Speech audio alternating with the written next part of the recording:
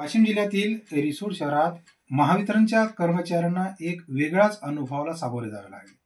दिनांक 13 जानेवारी रोजी संध्याकाळी 5 वाजताच्या दरम्यान रिसोड शहरात वीज बिल वसुली करत असताना महावितरणच्या कर्मचाऱ्यांना एका व्यापाऱ्याने वीज बिल भरण्यासाठी 100, 200, 500 नव्हे तर तब्बल 7,160 रुपयाची चिल्लर नाणी देऊन टाकली. ही चिल्लर नाण्यांमध्ये 1 व 2चेच कलदार होते. तर सदर नाणी महावितरण कार्यालयामध्ये आणणे व ते मोजून घेण्यासाठी महावितरणच्या कर्मचाऱ्यांना चांगलीच दमछाक उडाली. पाहूया एक स्पेशल रिपोर्ट. रिसोड शहर व तालुक्यात महावितरणकडून वीज बिल वसुलीची मोहीम सुरू आहे.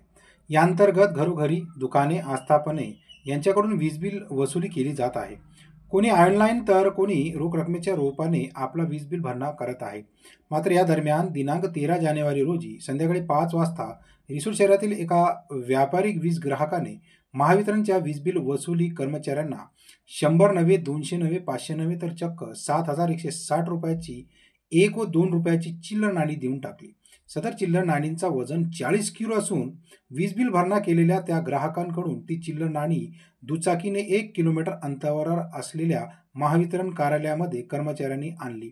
यावेळी कर्मचाऱ्यांची चांगलीच दमछाक उडाली. महावितरण कर्मचाऱ्यांनी सदर नाणी 3 कर्मचाऱ्यांनी मोजण्यास सुरुवात केली तर त्यांना 7,160 रुपयाची नाणी मोजण्यासाठी कर्मचाऱ्यांना 5 तास वेळ लागला. सदर नाणी मोजताना 3ही कर्मचाऱ्यांना थंडीतही चांगला घाम फुटला होता.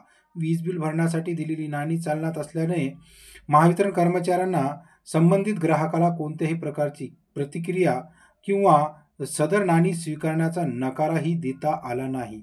सदर चिल्लर नाणी मोजण्याचे काम महावितरण कार्यालयातील रोखपाल प्रशांत थोटे, लाईनमॅन उद्धव गजबार तथा कंत्राटी कामगार अतुल थेर यांनी पार पाडले. सदर नाणी मोजत असताना मात्र चांगलीच दमछाक सदर कर्मचाऱ्यांची उडाली असल्याचे दिसले.